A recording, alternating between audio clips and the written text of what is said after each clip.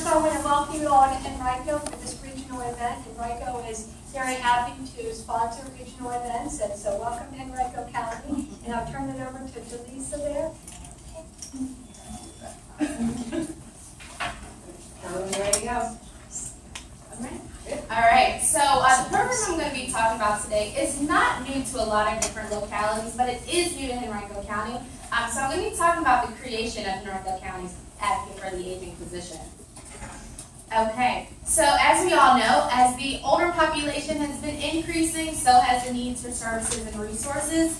So one of the ways that Henrico County responded was by creating Henrico County's Task Force on Aging. What that task force did was they came together and they were able to do some research on aging services both on a local, statewide level and also a nationwide level. They examined data trends and they did some internal surveys with our departments to see how ready they felt they were for the age wave. After they got that information together, they presented all of their findings to the Board of Supervisors, and the position was then approved. And so here I am now. So I basically owe them my job. But I want to go ahead and talk about how we're not just an information referral line, and I don't just have a lot of cool, fun activities, but I do. But still, that's not my only job.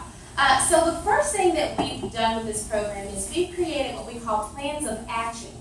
With the plan of action, what we're doing is we're doing more person-centered care, shall we call it, where if people call in to me, I'm able to give them steps on what to do next. A lot of times when I'm receiving those types of calls, it's people who they may be in the actual situation at that time, and they just really don't know what to do next. So they reach out to me for plans of action. The next big part of this job, or the other component, is outreach. We have really ramped up the amount of outreach that we are doing.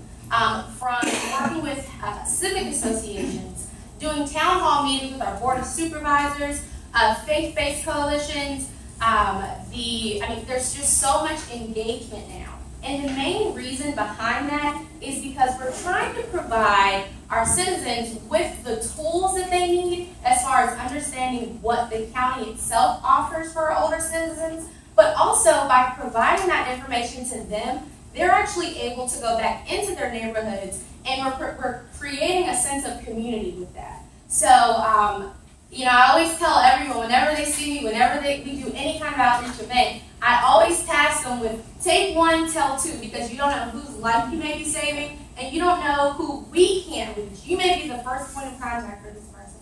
So we want to make sure that they are equipped to help their neighbors. I am my brother's keeper. The next one is our community partnerships. And like I said, we have a lot of cool, fun activities. We've launched the program. It's called Engage in Henrico County. And for this summer, we're actually going to have about 7 or 8 different activities going on.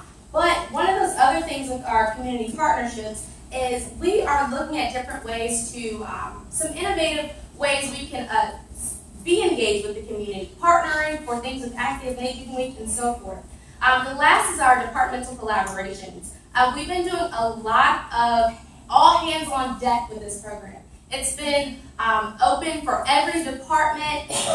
We're trying to alleviate some of those gaps now. So we have our community officers, now they're kind of setting their eyes on people, and they're like, oh, this isn't an APS issue, it isn't a mental health issue, so, normally it's like, well, I don't know what to do, but now they're able to send it to someone, send it to me, and I'm able to kind of help build that plan. So we have a really good way that we are providing well-rounded customer service. We're not just leaving people in the cracks. And so all of these different things are now, hold on, sorry. We're doing that every day.